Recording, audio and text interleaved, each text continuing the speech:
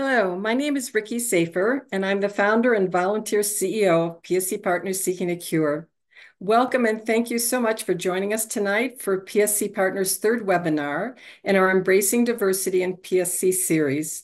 I'm excited about our program tonight, Enhancing the Search for PSC Treatment for All. Tonight, we are presenting three excellent speakers from other nonprofit organizations who, along with PSC Partners, are part of the Chan Zuckerberg Rare as One initiative. Dr. Connie Lee, Tricia Shivas, and Emily Ventura will share with us their successful experiences in reaching out to those who are historically underrepresented in their patient communities. This webinar is so important. By finding people from all over the US, Canada, and beyond, we can provide education and support to people who need to know that they are not alone. We will be more effective in developing new therapies for PSC if we continue to work to include the largest possible number and most diverse community of people living with PSC. Now, I'd love to introduce you to our two moderators from PSC Partners. Dr. Willie McKinney is a member of the PSC Partners Board of Directors and founder and CEO of McKinney Regulatory Science Advisors, where he prepares clients to navigate the regulatory environment by identifying opportunities and advising on regulatory science and stakeholder engagement strategy. His journey with primary sclerosing cholangitis began the day that a close family member was diagnosed with PSC. Next slide. Dr. Kidist Yimam is PSC Partners is on our scientific medical committee, and she is a transplant hepatologist, the medical director of the California Pacific Medical Center's autoimmune liver disease program. She's a principal investigator for multiple clinical trials for PSC. Additionally, she is the founder of Cal Pacific's autoimmune patient support group and is actively engaged in healthcare equity efforts. I'll turn it over to both of you, Dr. McKinney and Dr. Yimam. Thank you. Thanks, Ricky, for your warm introduction.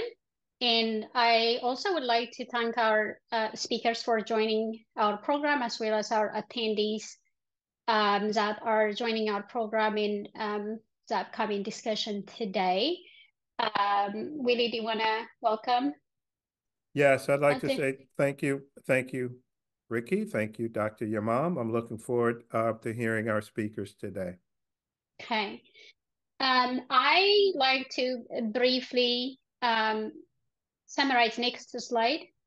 I just want to briefly summarize some of the programs we've been engaged in to date. So as you know, today's webinar is part of our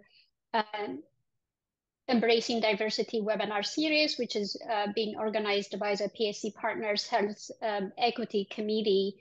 To give a brief background, after introducing some of the healthcare inequalities that are seen in PSC based on the limited data at the PSC Partners Annual Conference in 2022, we actually had a multidisciplinary, multi-stakeholder discussion that, next slide, that really highlighted that we need to do some work to promote health equity in PSC. I think we all learned the difference between health equality and health equity. Health equity is where we need to provide more support for the ones that need support the most, as seen in this image in the center, so that we can get everyone affected by PSC equal access to care, or so that we can promote and support everyone that's affected with PSC, reaching to equal care for all. Next slide. Next slide, please. I'm sorry, go back. After highlighting this issue and the fact that we need to do more work, we quickly established the PSC Partners Health Equity Committee. Next slide.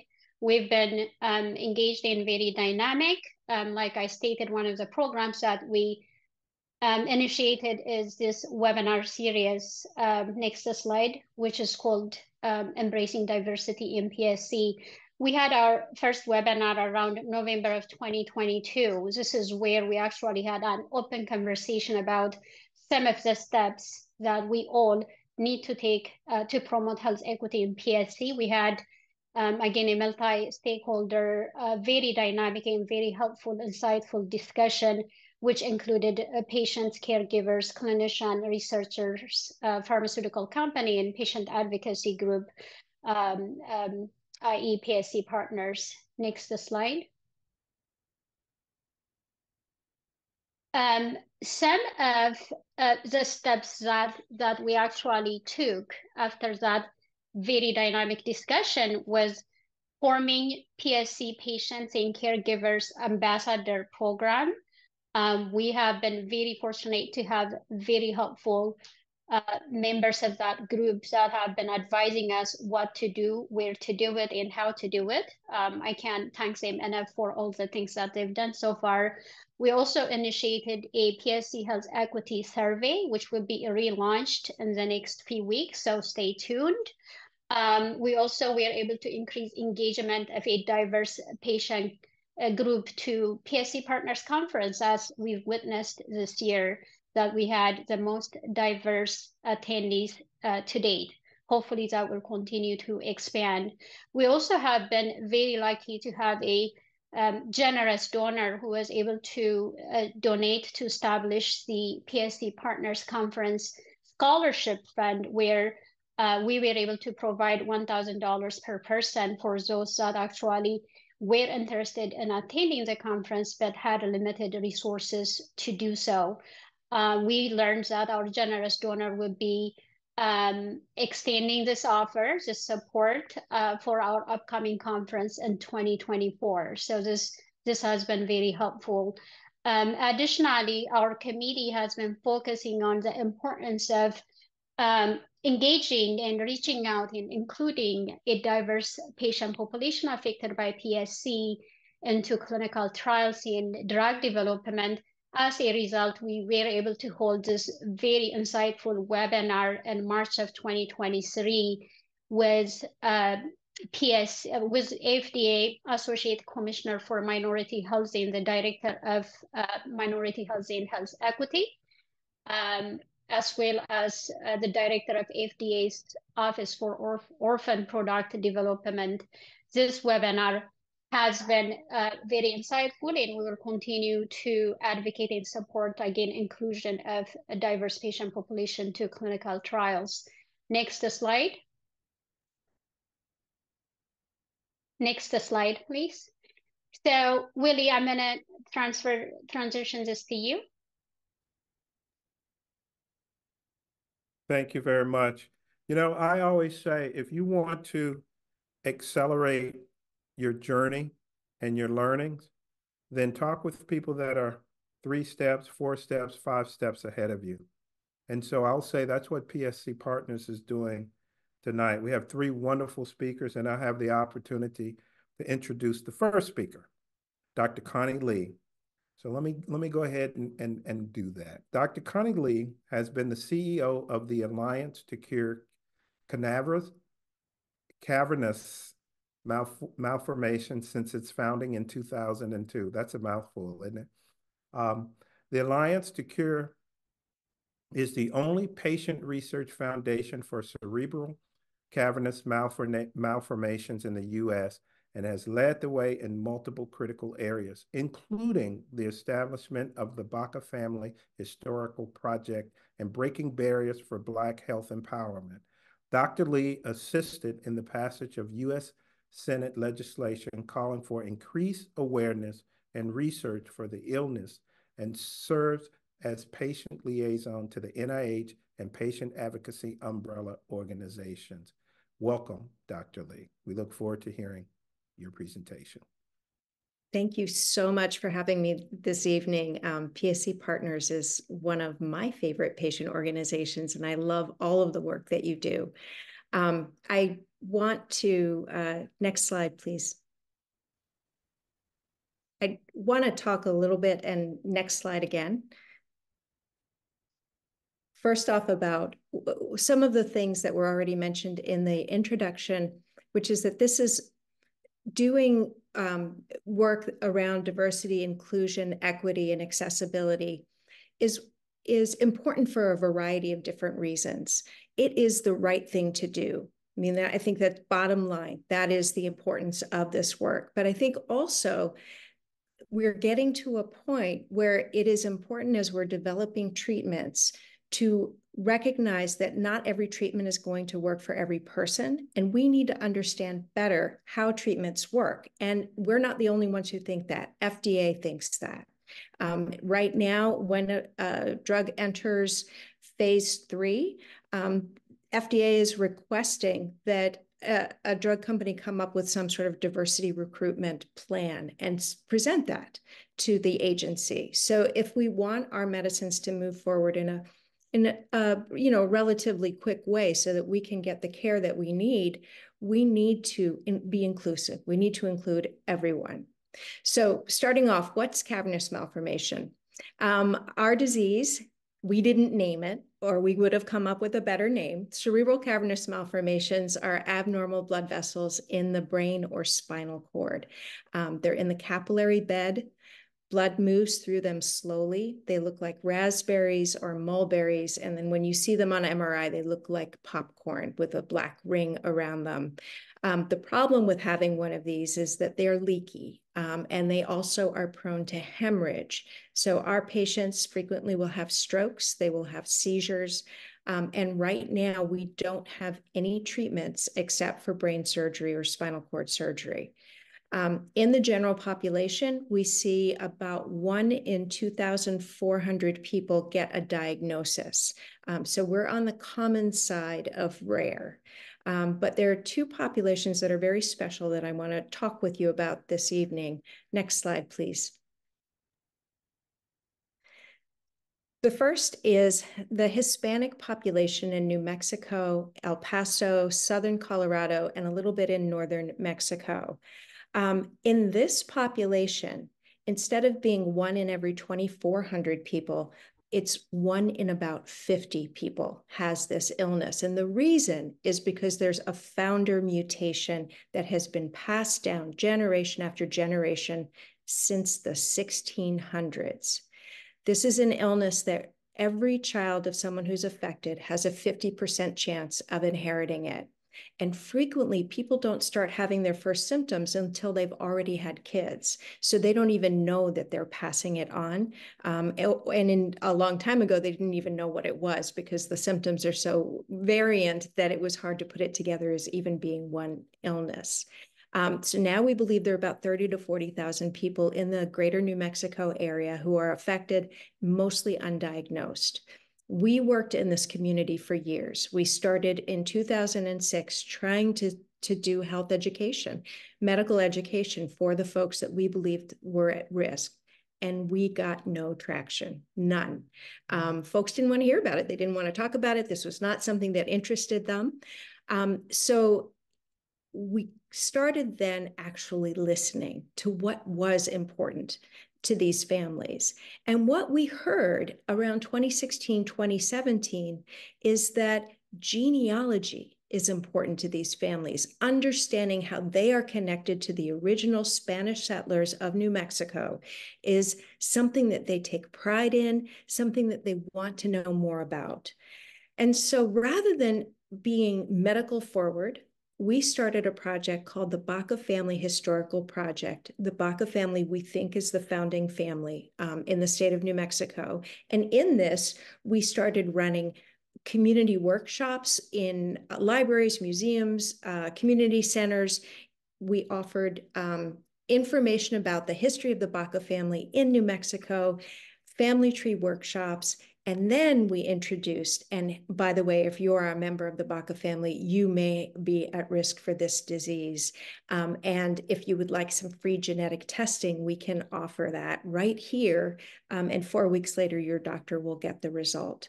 We then were able, for those who tested positive, to connect them with our centers of excellence. So this is part of this importance of doing this work is already having infrastructure in place. We do not come into a community asking for anything. We try not to do that for a couple of years. For us, it's important to establish relationships. It's the relationships that make the difference, and being able to offer something of value to a specific community.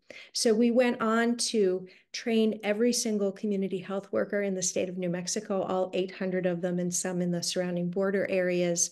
I'm in the process right now of creating a clinical trial education course for those community health workers. We did a lot of media outreach, including AM talk radio, because that's a thing in New Mexico. People still listen to AM talk radio. And so for us to do a 90-minute segment, got a lot of listenership. At this moment in the state of New Mexico, if you are Hispanic, it is very likely that you know what CCM is, very likely. And this work continues.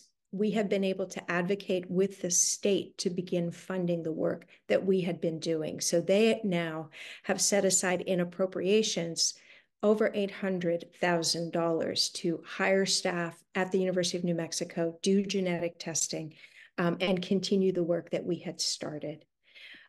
We also, of course, have rare research that our members in New Mexico are part of, including a consortium with the Rare Disease Clinical Research Network, where they were a large part of the cohort that were enrolled in this particular brain vascular malformations consortium.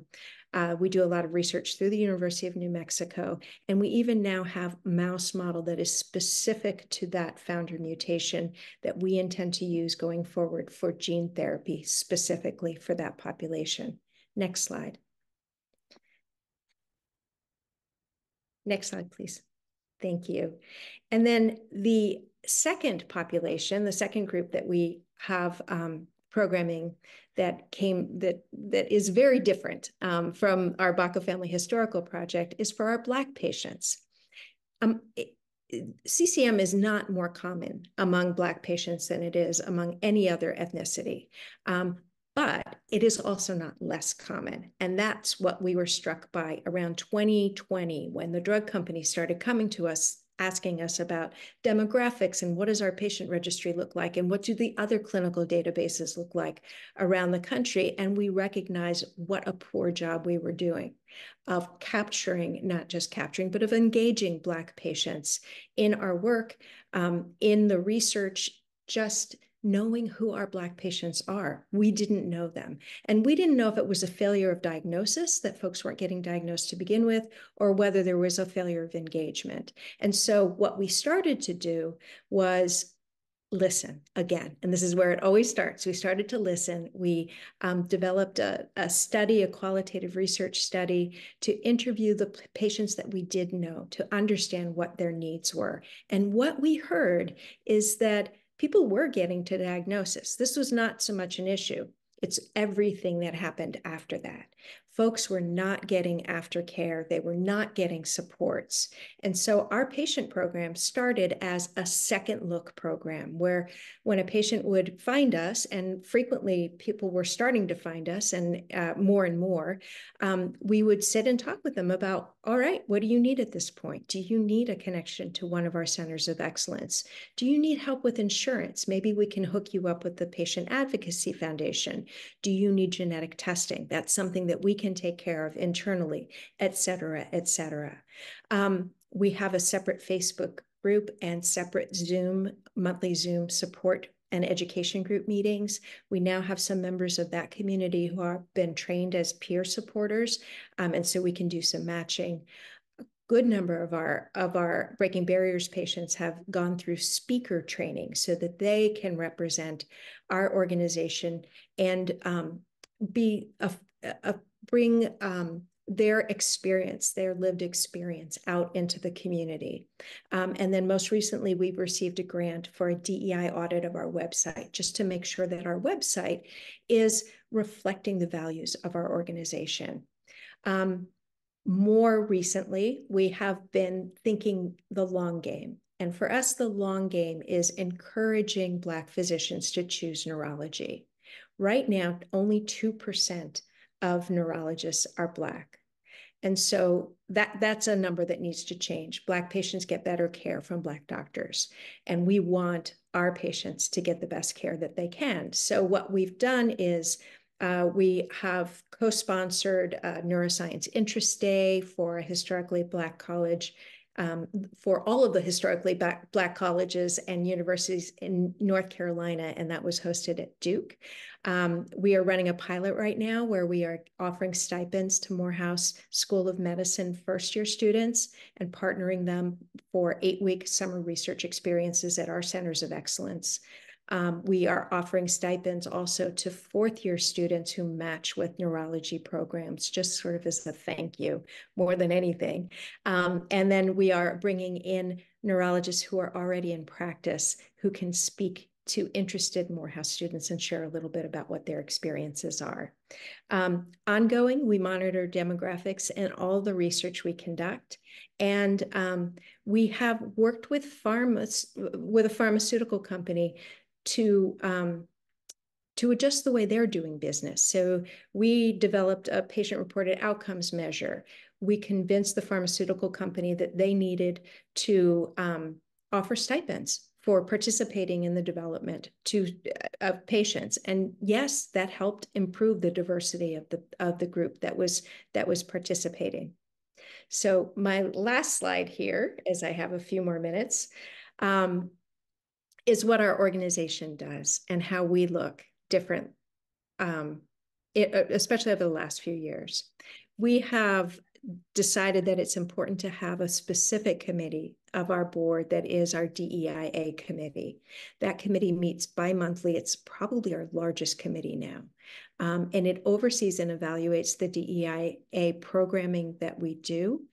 It also looks at our board composition along with our governance committee to make sure that our board is representative of the patients that are in our community.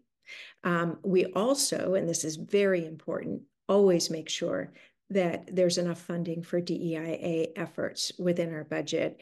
That number typically falls around 20%. At times it's been as high as 30%. Sometimes it's dipped a little bit below, but it is a significant chunk of our budget because that's where our values are.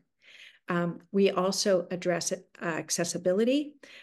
All of our staff are trained to comply with national accessibility guidelines, all of our staff, especially that are content creators online. And we all have the Accessibility widget installed on our website, which allows people who have differing disabilities to be able to access our website and have it present itself in ways that make it easier for them. And then, as I mentioned, we continue and will continue in the future to dedicate significant portion of our budget to these efforts because it's important. And that is it for me. Next slide is just my thank you. Thank you for having me this evening, and I want to hand it back over. I think I'm not sure who's taking it back from me. It would be me. Okay, good. Thanks, Dr. Lee, for that excellent outline of what you have been doing. I've jotted down multiple questions, and we look forward to more discussion with you at the Q&A. Next, we will introduce our next speaker. Our next speaker is Trisha Shivas. Trisha joined the Foundation for Sarcoidosis Research in December of 2020. As the Chief of Staff and Strategy, she works with various stakeholders, including individuals living with sarcoidosis.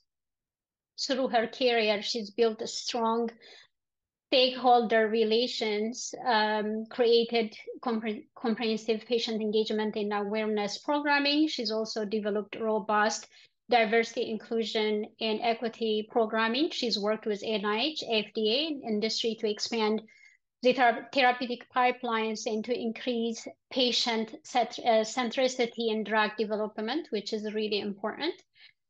She also has worked with the CDC, with Department of Health and Human Services, regulators, state and federal legislators to improve national health policy strategies, patient access to care, and health quality measures. Trisha, thank you for being here today. Thank you so much, Dr. Yimam, and thank you all for having us. And Connie, thank you for your wonderful presentation. And we really appreciate the opportunity to speak with you all today. PSC Partners has been such a wonderful partner to all of us as part of the CZI grant, and I'm really grateful for this opportunity. If you want to move to the next slide, please. So just a quick little bit about sarcoidosis for those of you who do not know. Sarcoidosis is a rare inflammatory disease that is characterized by the formation of granulomas, which are little clumps of inflammatory cells that can impact literally any organ of the body. We don't know what causes sarcoidosis. We believe that people are genetically predisposed to sarcoidosis, and that there are environmental triggers, but there is still much research to be done.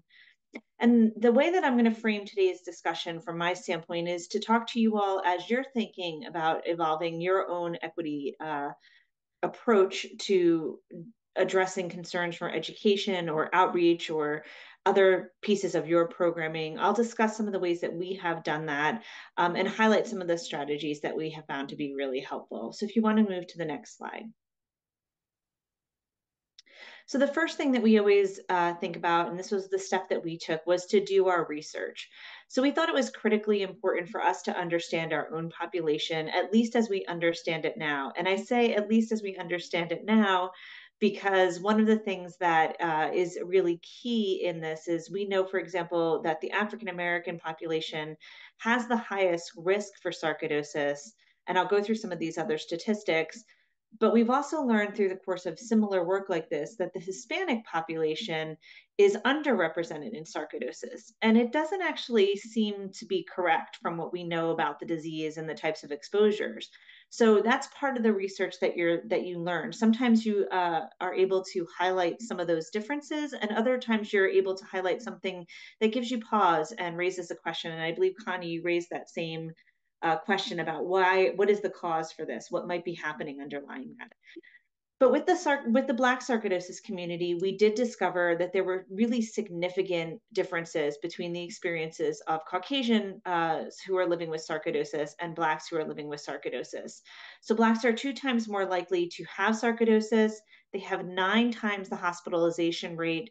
They're much more likely to have more severe pulmonary and extrapulmonary, which means other organ involvement. And they are 12 times higher chance to die from sarcoidosis. And they oftentimes die at a younger age. So if you see here on the statistics, our Black community with sarcoidosis tends to die between the ages of 45 and 54, while our white community tends to die around the ages of 75 to 80. And that's a significant and important difference. And the reason really that was the catalyst for us to begin the work that we're doing. Next slide. So one of the first things that we think that you have to do if you're really going to take on a DEI approach is to raise awareness. So the first thing that we did was to raise awareness of African-American women living with sarcoidosis, and to raise the flag for those that are out there that this is something that desires and requires attention. So we developed a really robust campaign that got the word out about this. We were educating clinicians, educating the general public, educating patients about their own experiences with sarcoidosis. We developed many different pathways to do that. We had to think really about a lot of different things we could do. We developed a video. We did a really strategic media campaign targeting the Black community specifically. We sought out interviews and received interviews with Black leaders such as Tavis Smiley, Roland Martin, the Griot, and other areas in order to make sure that we were reaching the Black community and that they were able to learn. And we sought out strategic partners with other organizations. So if you see here some of the partners that we work with a number of different pharmaceutical partners. We work with Black-focused medical education groups like the Association of Black Cardiologists, the Black Women's Health Imperative, Balm and Gilead, which is a well-known church group.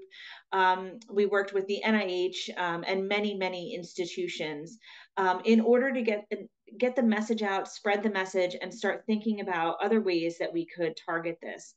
So our recommendations for doing this kind of work is to make a plan and then seek out some strategic partnerships, but always starting with awareness, because you can learn a lot through that process. If you want to go to the next slide, please.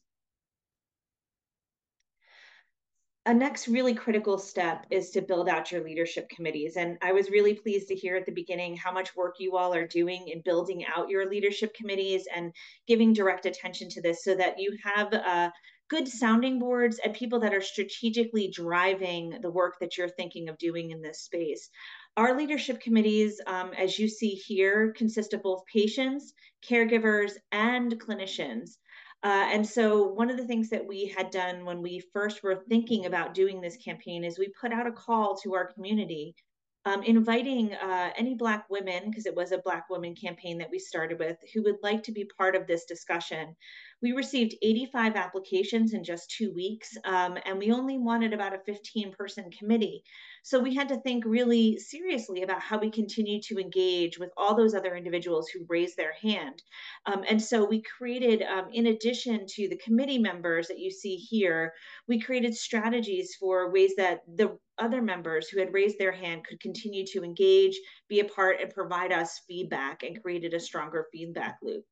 We also reached out to clinicians who had already done research in this space in order to make sure that everything that we were putting behind had good scientific backing and would also be the spokespeople as we went out to these different areas.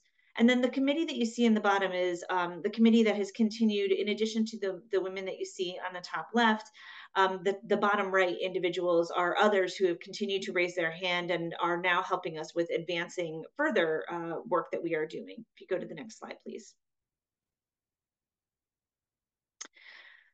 It's also important to make a long-term commitment. So one of the things I think that is really critical, and again, I applaud Connie and you all for really moving in this direction of making a long-term commitment, that this is not just a one-off campaign and you're done and you move on.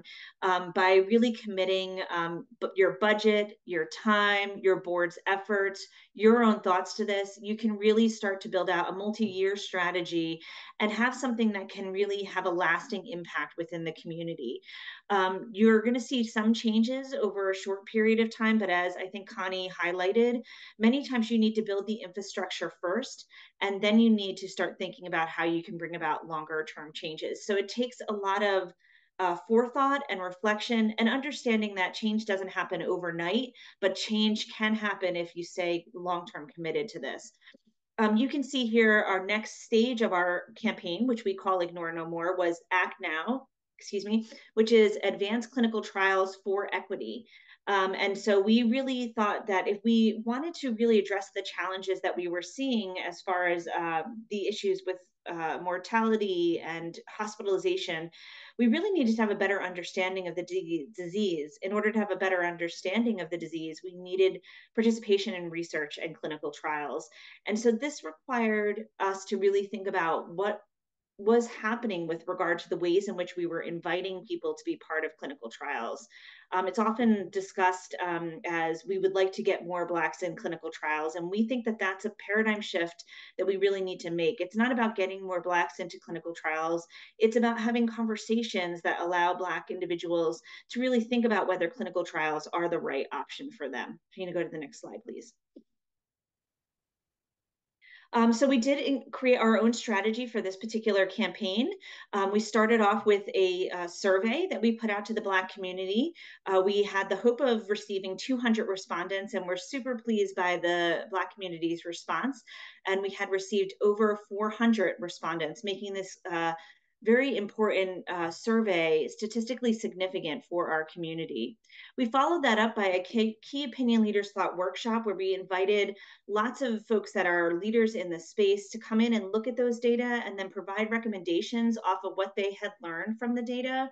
And because we believe that the patient should always have the last word, we had a patient focus group that followed this, where they looked at the recommendations and the reflections that the key opinion leaders had provided, and then they came up with their own recommendations. And that was how we moved forward with the recommendations and reflections from the patient community.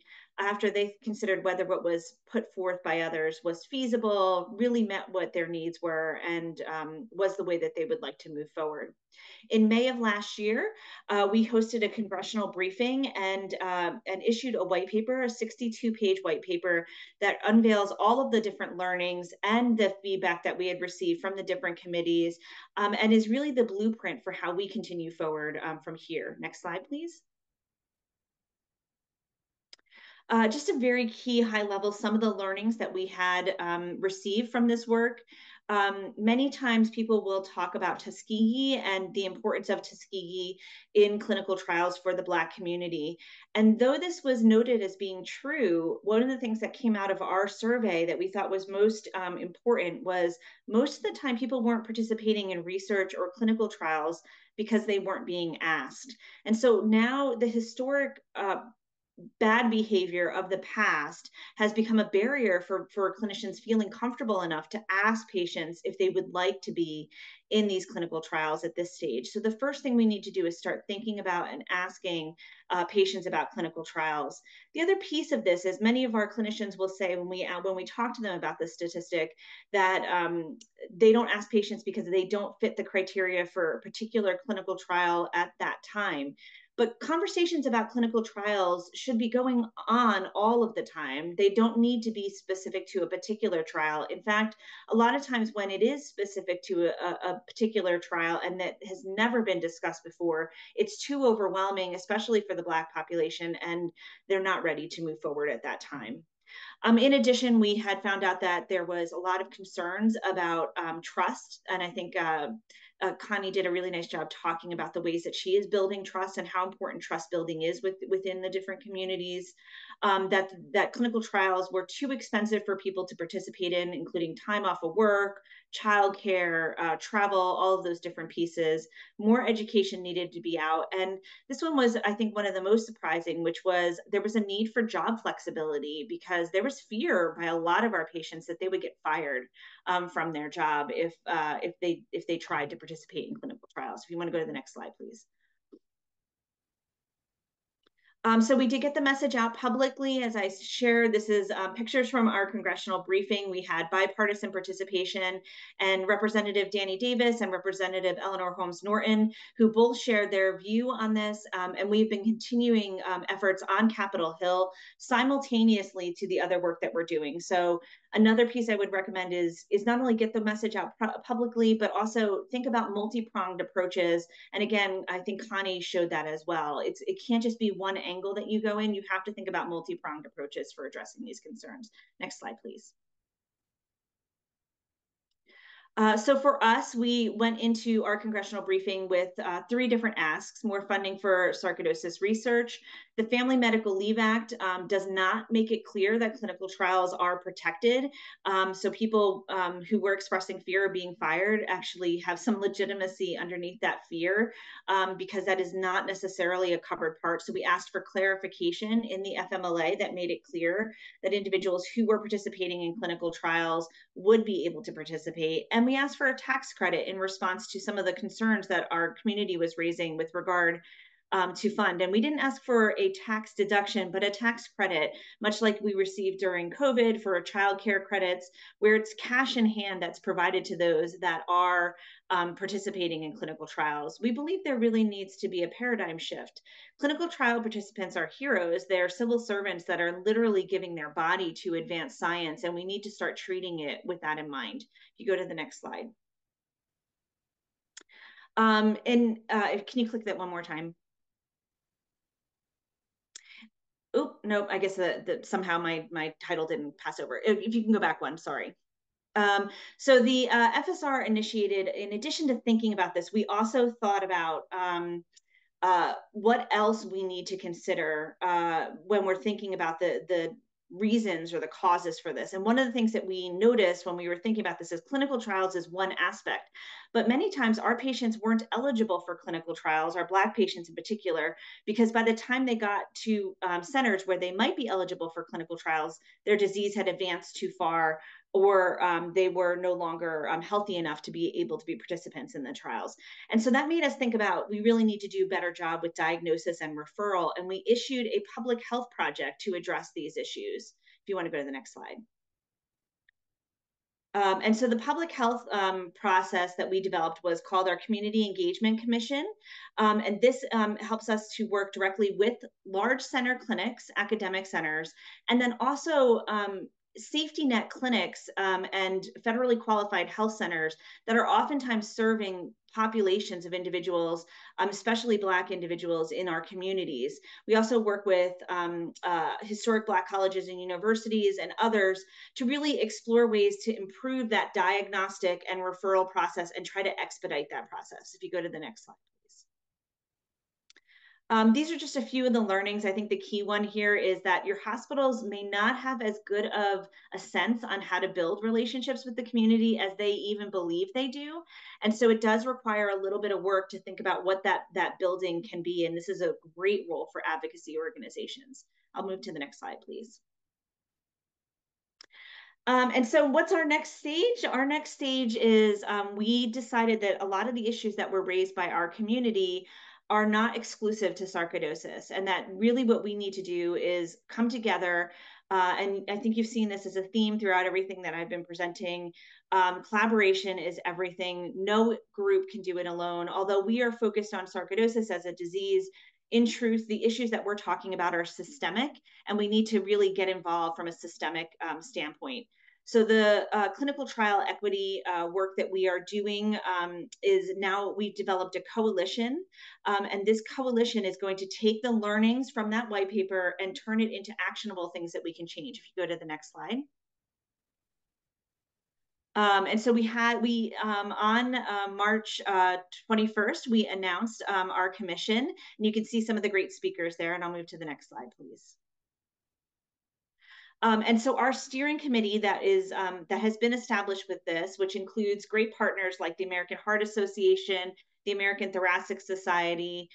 We have bioethics leaders from all around the globe, and many, many institutions that have also joined us, NORD, Global Genes, and other groups, including Every Life Foundation and others, are coming together to really address these three different angles. We're going to continue to talk to our corporate partners about how they can make sure jobs are secure. We're going to continue our efforts in thinking about the best strategies for trust building. And then finally, we're moving into a different area to really talk about compensation for clinical trials. Ethicists a long time ago developed strategies for trying to protect the most vulnerable populations when it came to clinical trials to make sure that they weren't being abused by the opportunity to participate in a clinical trial by a concept of undue influence, by there being too much money. However, we have found now that that may actually be resulting in less individuals from these underserved populations having access to clinical trials. And so we may need to do a little bit of shifting in the way that we're thinking there. And that is the role of this individual committee. We are looking for partners, so anyone else that's interested in joining us on these efforts, we would love to have you join us. And with that, I believe that is my last slide. If we want to go to the next slide, I think I just close out with a thank you. Thank you all again. Really appreciate the opportunity to be here and discuss this with you. Wow.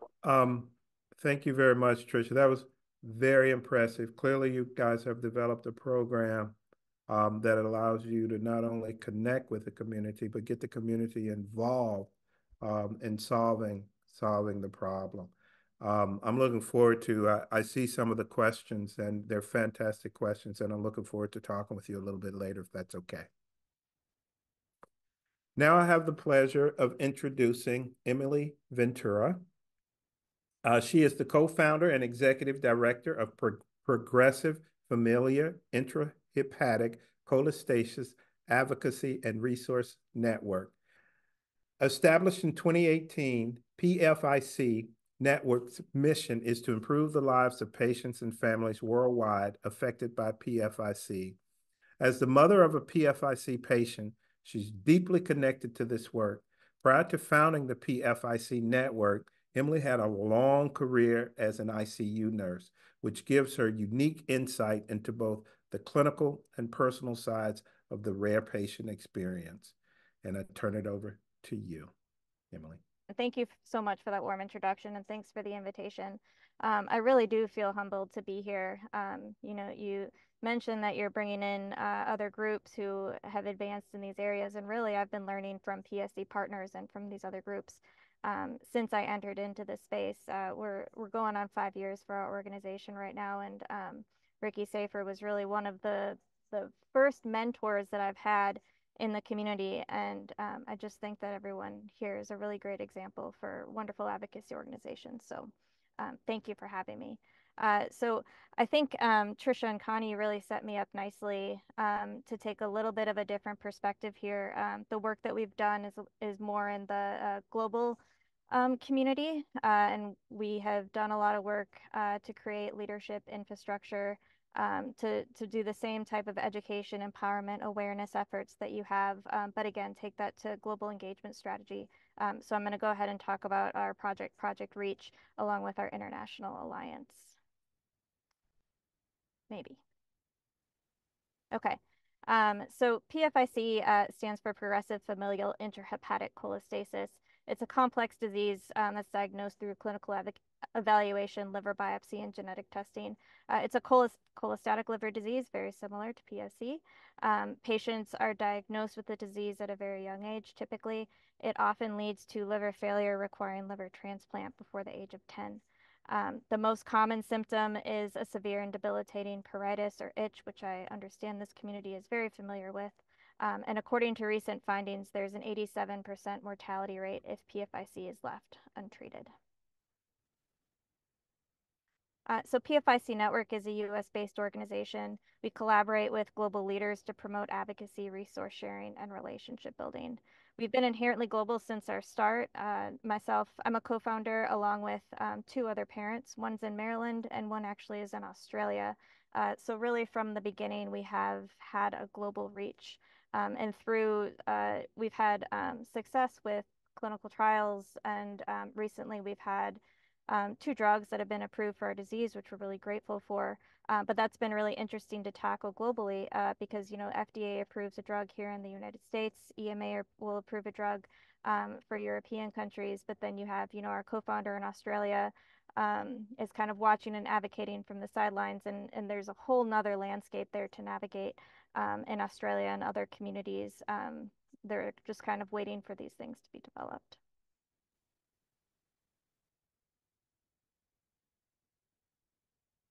So part of our effort, again, we've been inherently global from the start. And so we have worked with our global community as we've gotten to know them, typically through Facebook. That's how we're so connected. As our organization grew and as community leadership grew, we started to encourage leadership in other countries. So we started the first organization here in the United States. Shortly after, Parent Advocate in Italy started the PFIC Italia network, a much smaller charity, but one that we worked very closely with to actually distribute a very first research grant award to those in Italy. And then from there, we've had other leadership come up throughout the globe. Not all of these organizations, not all of these countries have an official charity representative, but they do have strong leadership that we work with a global affiliate program to help empower leaders and advance their objectives in their country. So as we got to know our global community, we became very closely connected with those in underserved communities. And I highlight those in Pakistan and India because we work very closely with those groups, but they are very, very different than, the barriers that they face are very different than the barriers we face here in the United States.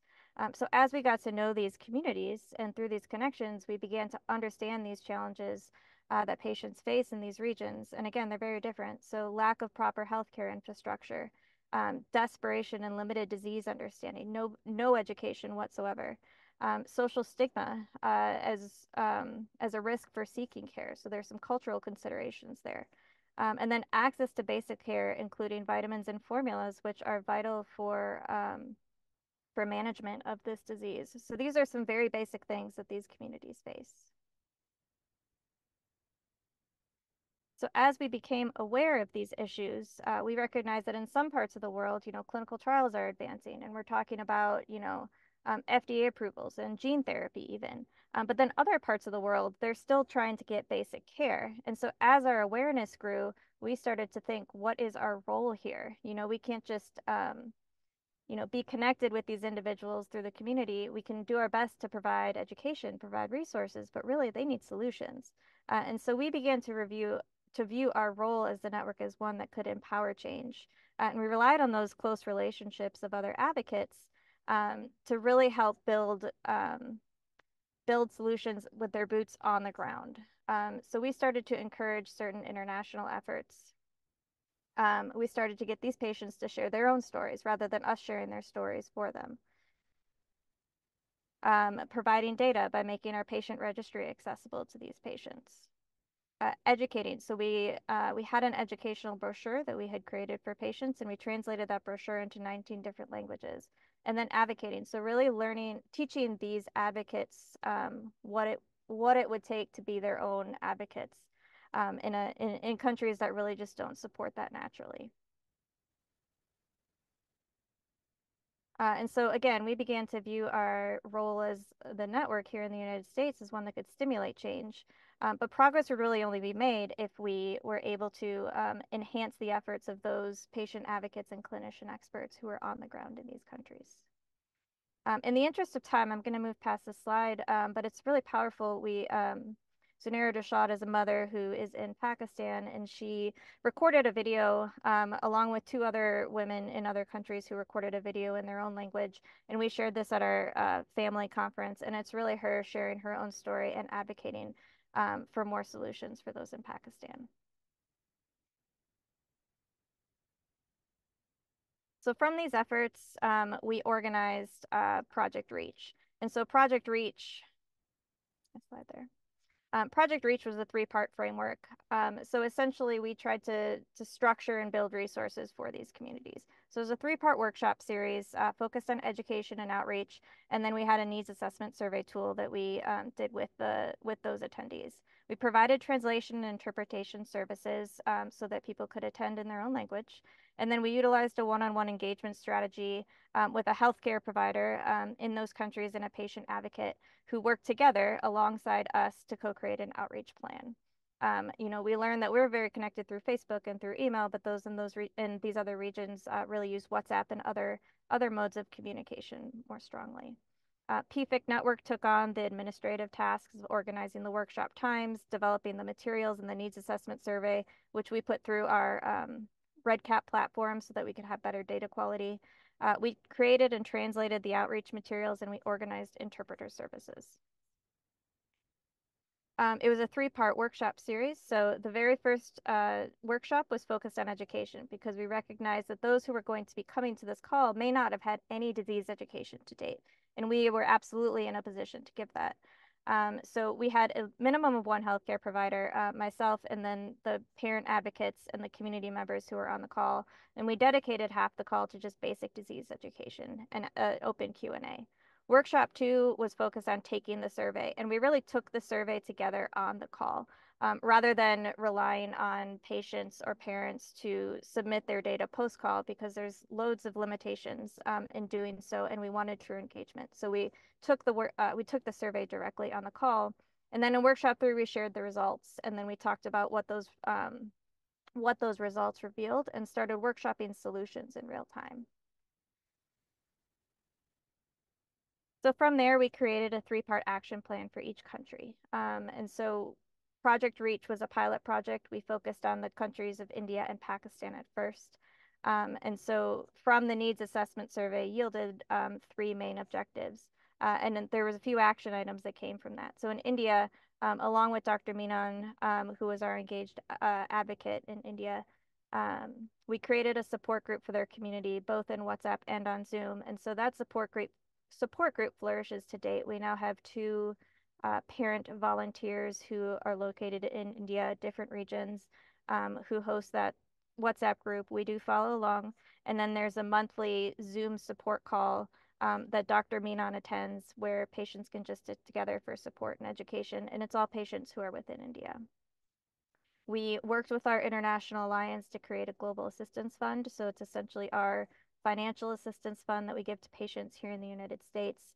But through international collaborations, we're able to distribute those funds worldwide, barring there are some, barriers to executing that just based on the collaborations that we have in different countries. But we have been able to successfully support certain things like genetic testing for patients in Pakistan, where it's less accessible, for example. And then most notably, through these facilitated connections, we were able to organize connections with providers and industry to give access to a few patients for these new and novel treatments, also for clinical trial accessibility. So that's been really successful. There's lots of work to be done. There's many more than 2 patients who can benefit from new and novel drugs, but we believe that a pathway has been built.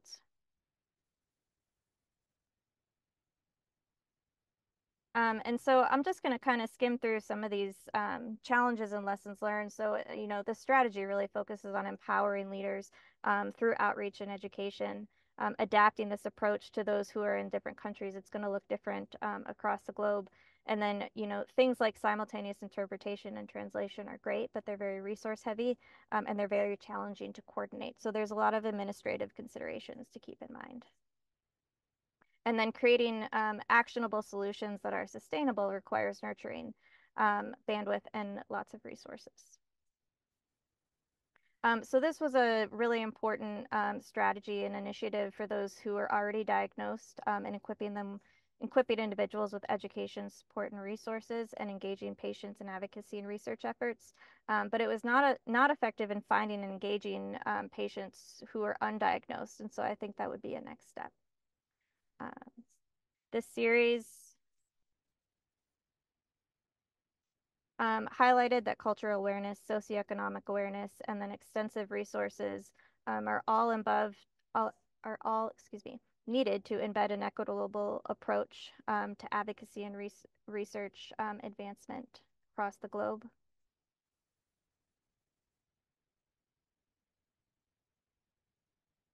I don't think my next few slides translated, but really the international alliance structure is key to establishing that infrastructure to support an initiative like this.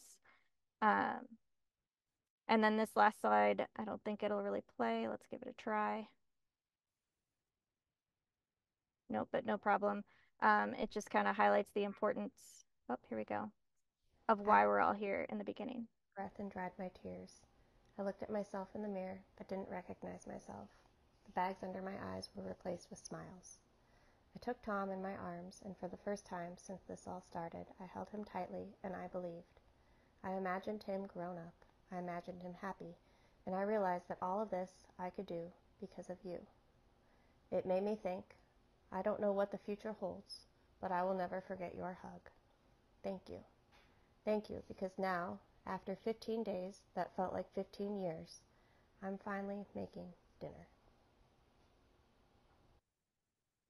I think the title was left off of this slide, but this is just a very important reminder. You can tell that this story was written in Italian with my speaking over it, and it just highlights how the network that we've created here in the US that's connected with our global community really does provide resources for those across the globe.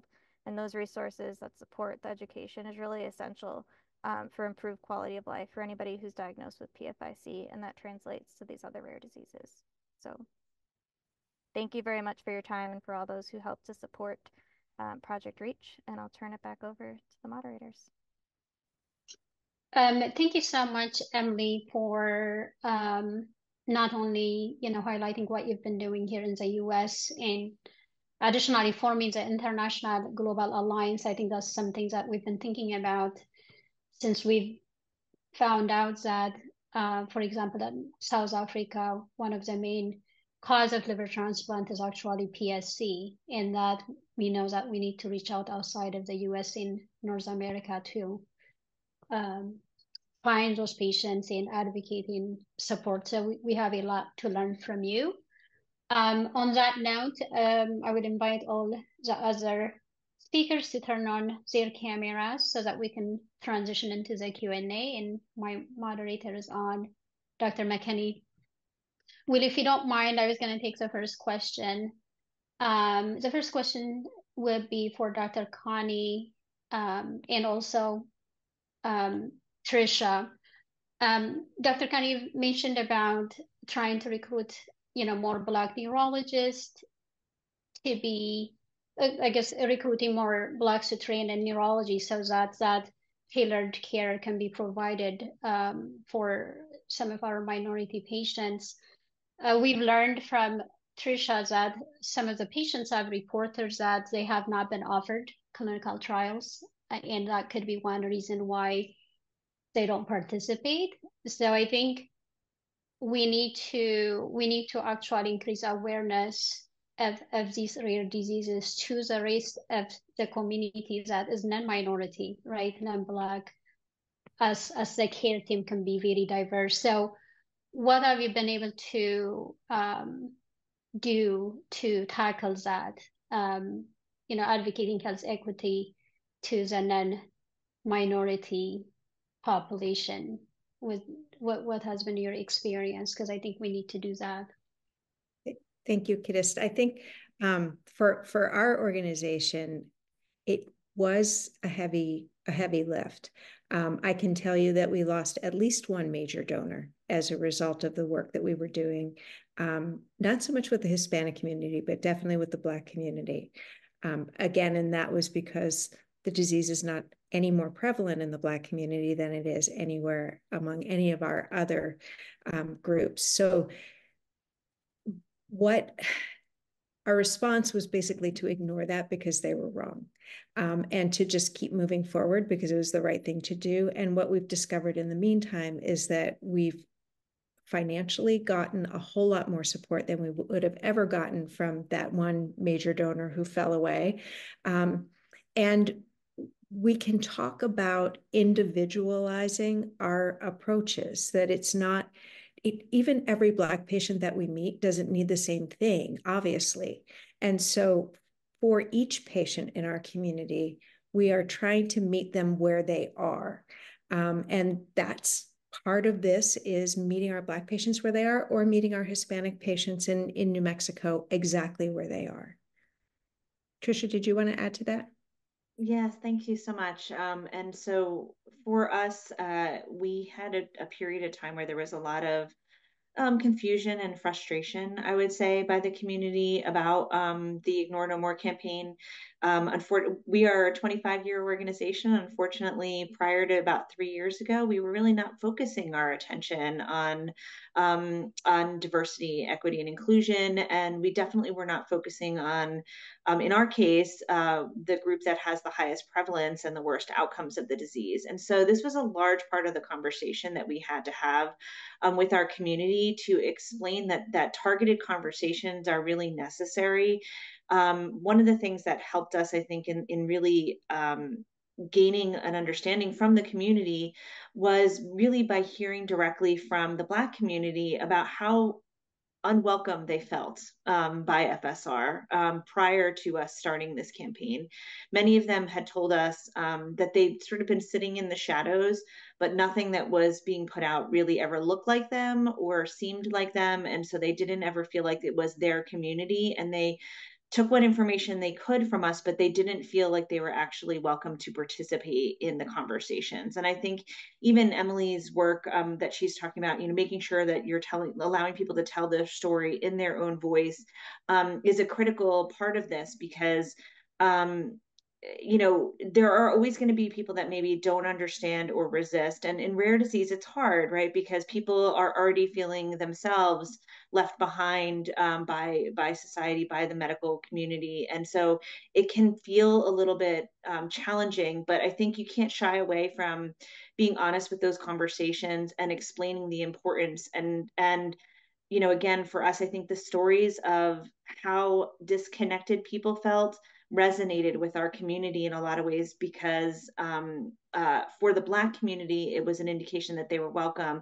And for the white community, they remember feeling like that. They remember feeling like that when they had this rare disease that nobody could pronounce. And so by calling to that, it was a way to sort of create that common ground. Wow. I tell you, one of the things I noticed with all the presentations, and I welcome you guys to comment on this, plus the question, is you gained understanding by asking questions, but more importantly, by listening, right? Number two, you built relationships over time. In other words, listening to you guys, you gave the impression we're here to stay. We're not coming in to get information and run away. And then the third thing was you empowered the community by educating. And so those were three things that came out. And I welcome you guys to comment on that, and I'll ask a question that's there.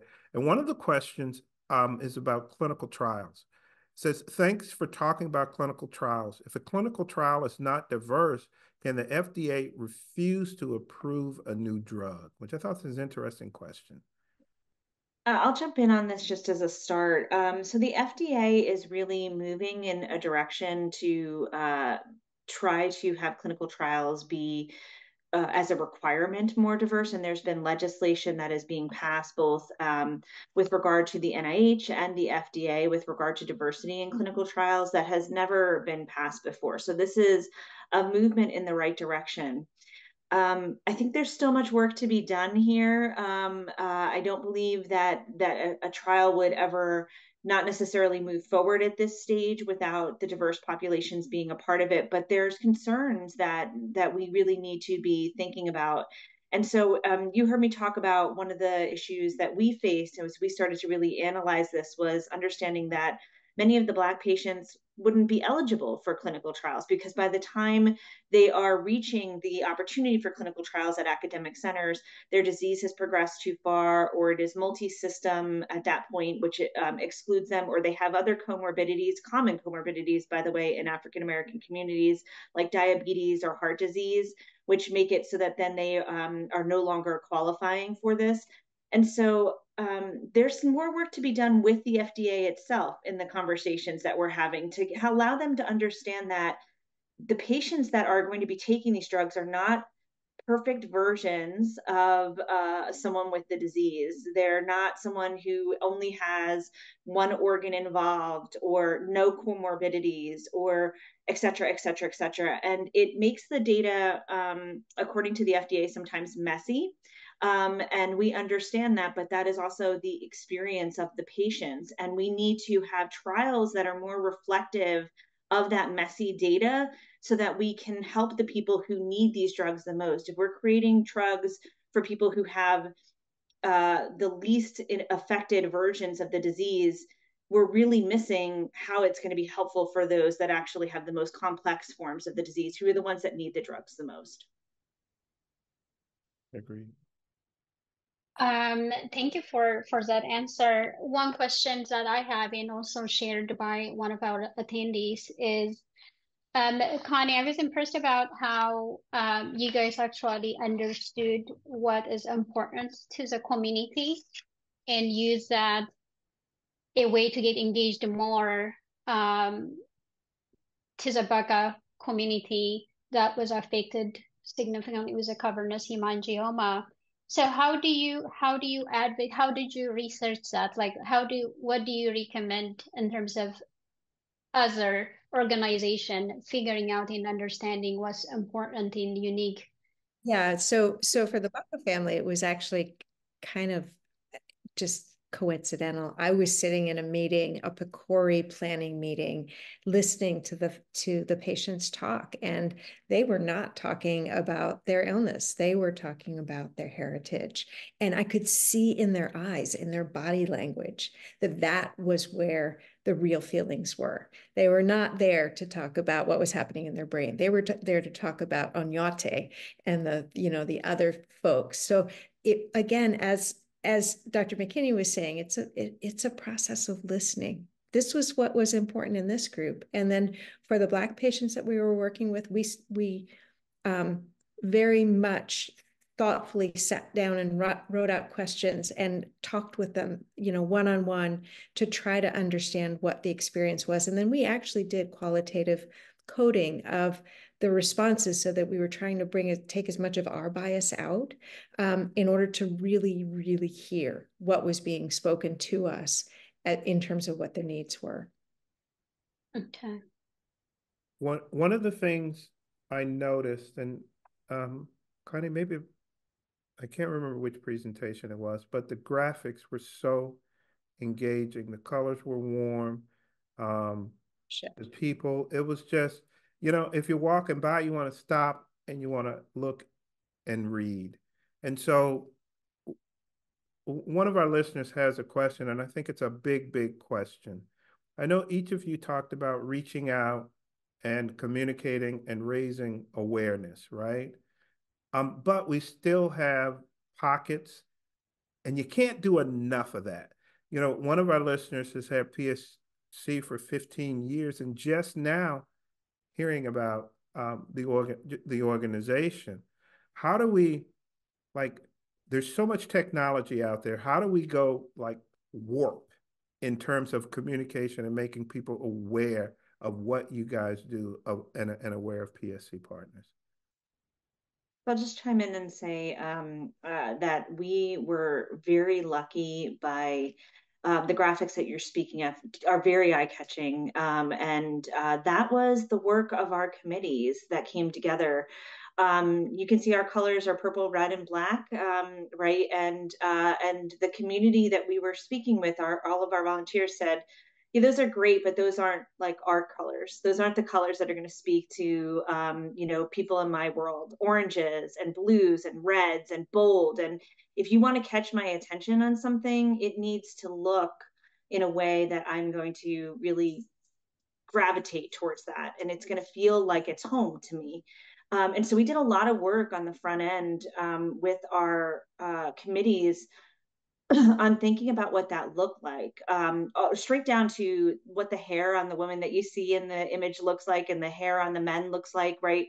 That there's really important features you cannot gloss over if you really want to be speaking more broadly and more widely, and you want it to be something that speaks directly to the community. And in answer to the last bit of your question is, how do you get people to know that you're out there? As you can imagine, my answer is going to be partnership is everything. It's critically important to be partnering and partner as far and as wide as you can. You can reach the communities that people have already established communities with. And that's your best path always to reach the communities that you need to reach.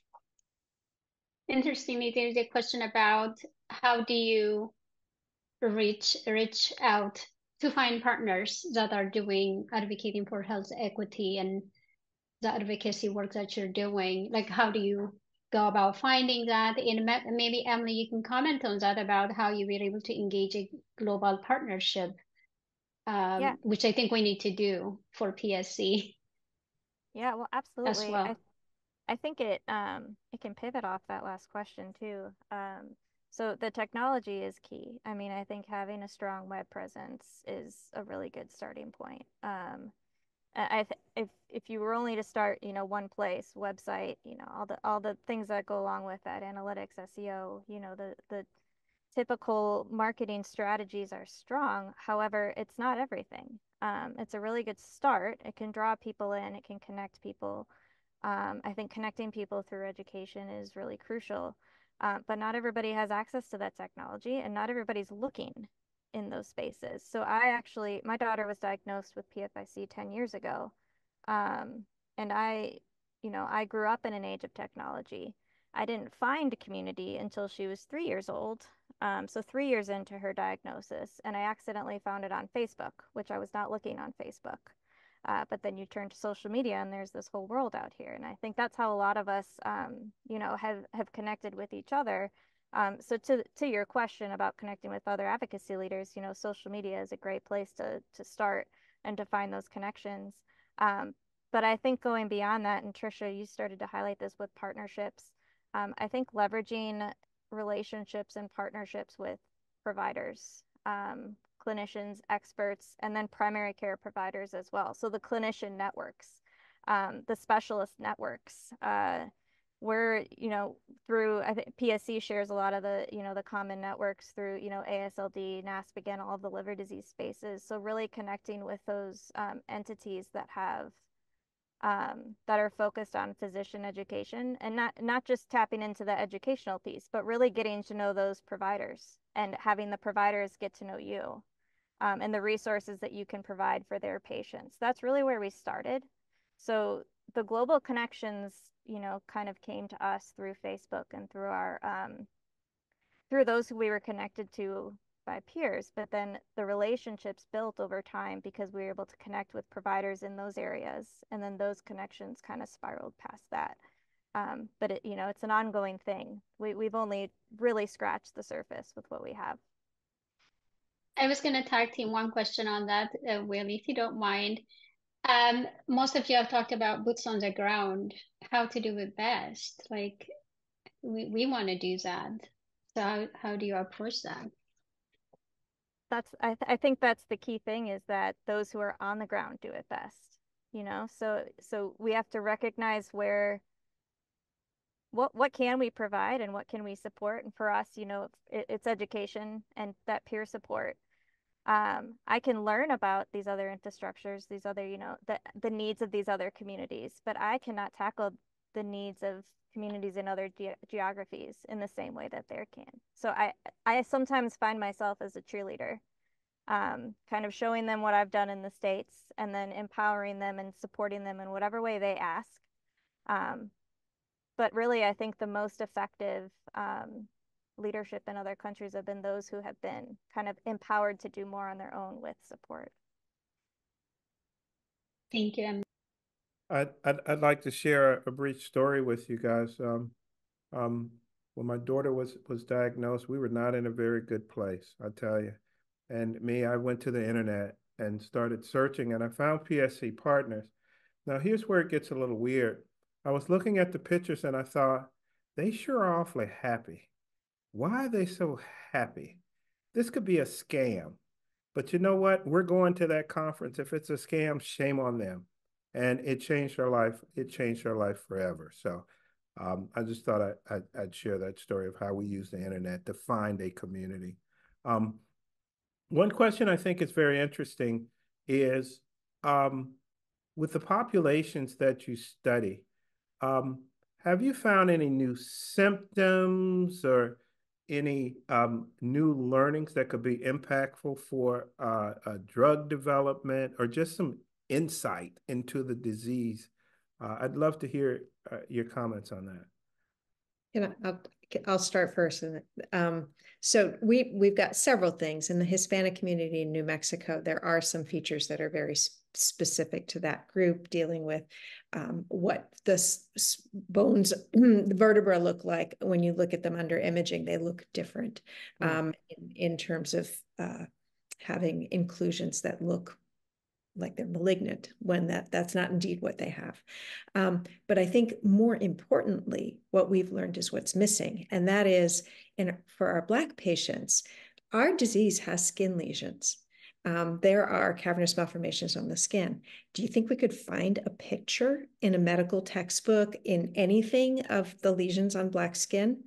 They don't exist. And we asked the dermatologists who work with our community, who are just entrenched in this disease, to show us the pictures, and there were none. So that's what we find, is that the same symptoms are there, but they're not represented. Trisha, did you? I'll just add, love that you brought that up, because this is from a previous organization that I worked with, but something that we're looking to implement as well. Black skin, no skin is the same color, right? And so I think this is the other piece of this. We had started a project back at the Myositis Association, which we called the Pantone Project, because we thought of all the different skin tones as being a Pantone. And if you're really going to understand the different ways that these diseases do manifest on the skin, if they do manifest on the skin, you really need to think of it as a rainbow and understand what that looks like. And so that was what we had done there. And I think it's something we want to translate over. But I think that that's a fantastic example of something that we can collectively do, and we can sort of change the shape of the whitest of white skin being the example of what rashes look like, or what, different kinds of things look like, which has been, a consistent issue.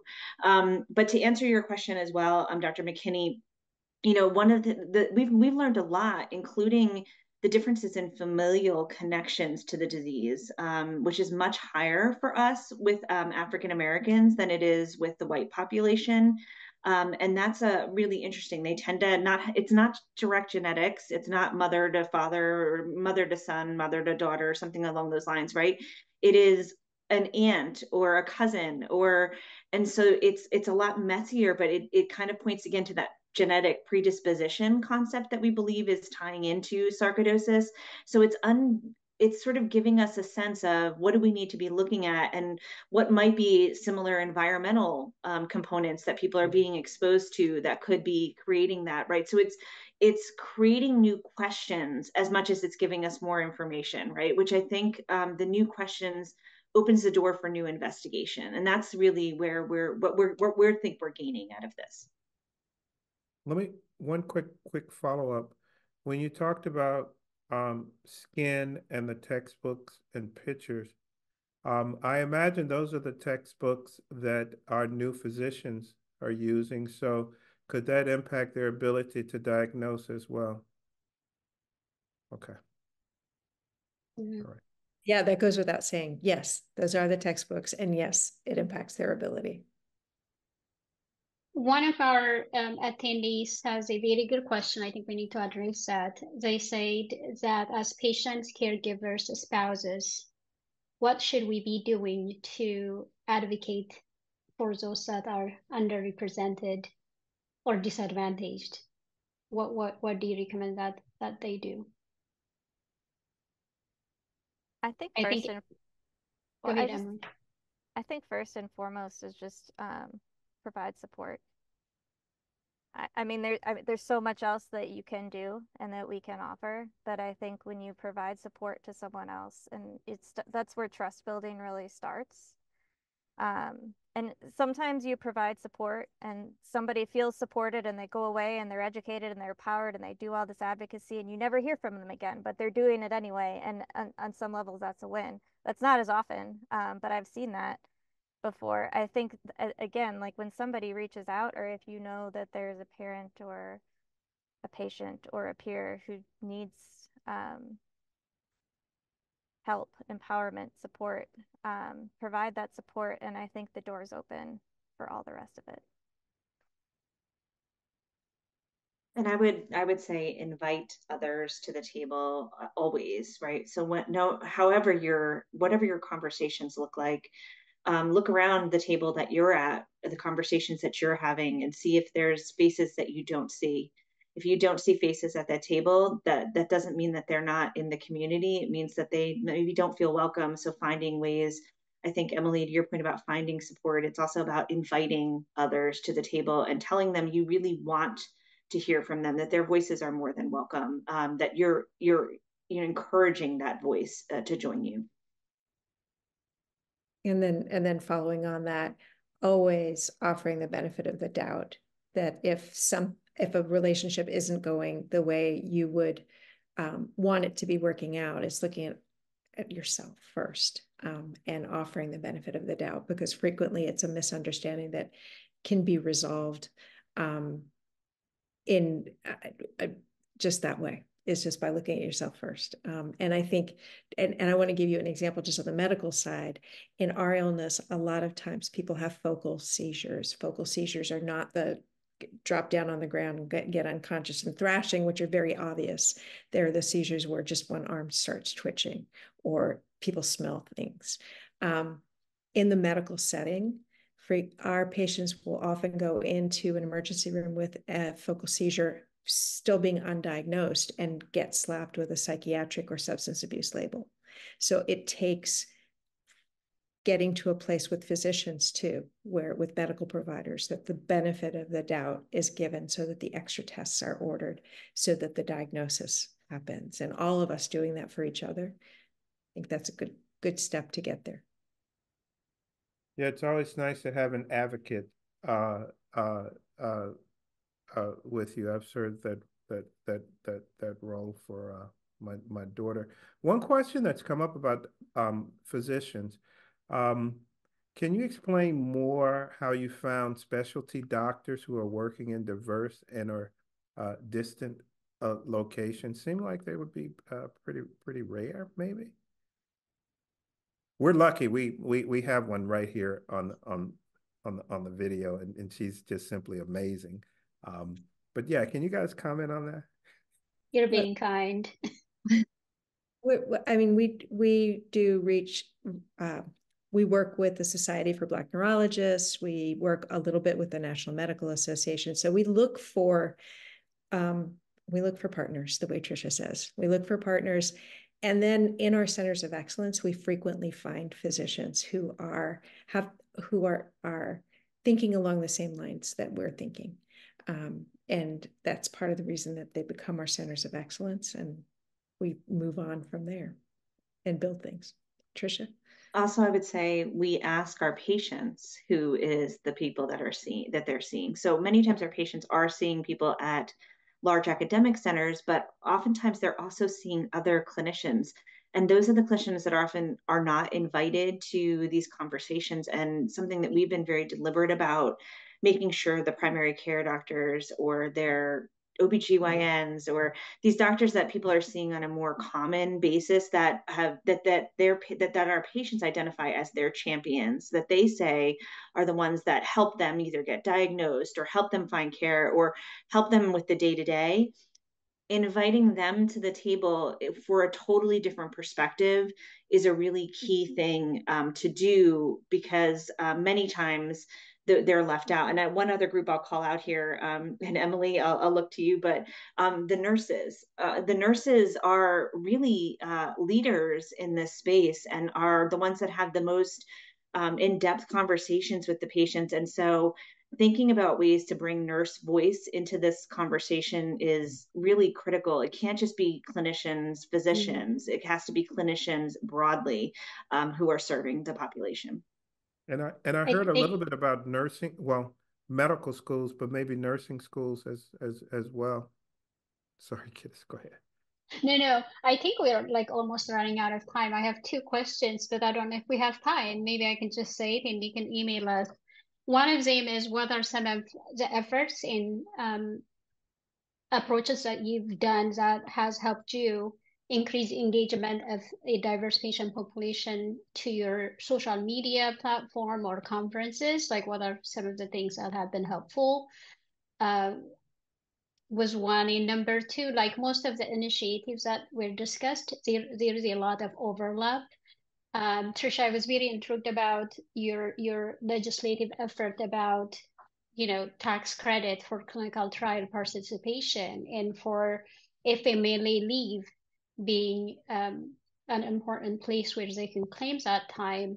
How can we work together? I know you're working on a coalition. How could we come together and learn from each other? I don't know if we have time. We may have to wrap it up. Maybe a quick answer. Well, I'll just say, reach out. We want to partner in all ways possible, right? So our coalition's one example, but we're always looking for partners, but I'll let others chime in. No, I agree with Tricia. Okay. I think that contact us. All right. Well, thank you so much for such an excellent conversation. We've learned a lot. We will definitely reach out. I think we have a lot to learn from all of you. Thanks everybody for attending and for your questions. Ricky, I think I will transition it to you. Terrific. Thank you. So huge thank you to Dr. Yimam and Dr. McKinney, who did a great job moderating. As always, we're so lucky to have both of you on our staff, on our group here. And huge thank yous to Connie, Tricia, and Emily for sharing all your really impressive successes in engaging various underserved communities. I feel like all our organizations really share that same incredible need to really focus on all our DEI efforts. So your 3 different perspectives we heard tonight have really provided our DEI working group with some wonderful ideas for continuing to build relationships and trust with these various groups within our community. So we have learned a lot, and we cannot thank you enough for joining us today. So I'd like to finish up by just talking about future events. So we have 2 upcoming conferences we're very excited about. Well, I know we have announced that October 18th through 20th will be our 2024 PSC Partners Annual Conference. It's actually our 20th anniversary, so it's going to be a terrific, terrific gathering. And location is going to be announced this week. Watch our social media, and please join us. And the other one is that PSC Partners Canada affiliate is holding a PSC Partners Canada Pediatric PSC Day on June 1st, 2024 in Toronto, and we will be sending out a lot of information. So if you're interested in that, let us know. We're glad to share all the information with you.